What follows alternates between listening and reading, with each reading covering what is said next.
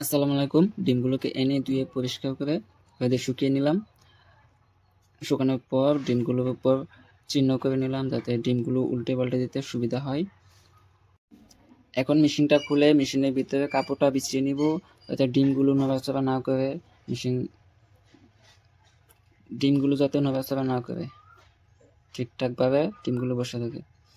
এখন মেশিন আমার রেডি। এখন ডিমগুলোকে এনে মেশিনের ভিতরে বসিয়ে দেব। ডিমগুলোকে এক এক করে থালিতে রেখে ডিমগুলোকে নিয়ে যাব। ডিম রোদে দিলে সুস্থ সবল বাচ্চা বের হয়, একদম তরতাজা বাচ্চা বের হয় মেশিন থেকে। তাই ডিমগুলোকে এখন নিয়ে মেশিনের ভিতরে দিয়ে দিব। ডিমগুলোকে নিয়ে এসেছি, এখন এক এক করে মেশিনের ভিতরে ডিমগুলো বসিয়ে দিব সুন্দরভাবে। আমার এই মেশিনটা অটোমেটিক, এখানে 2টা কন্ট্রোলার আছে, 4টা ফ্যান আছে। এই মেশিনটা আমার নিজের হাতের তৈরি মেশিন, আমি নিজে বানিয়েছি বাড়িতে বসে। এখানে আমার ব্যাটারি আছে, ব্যাটারি থেকে চলবে মেশিনটা।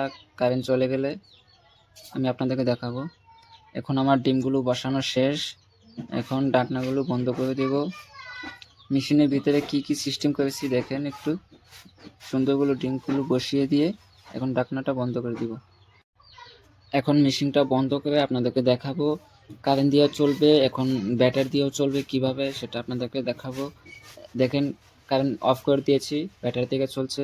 আবার কারেন্ট দিয়ে দিব, এখন কারেন্ট দিয়ে চলবে। এটা অটোমেটিক, আমার নিজের হাতের তৈরি, এটা আমি নিজে বানিয়েছি। আসসালামু আলাইকুম, এই ছিল আমার আজকের ভিডিও। আল্লাহ হাফিজ।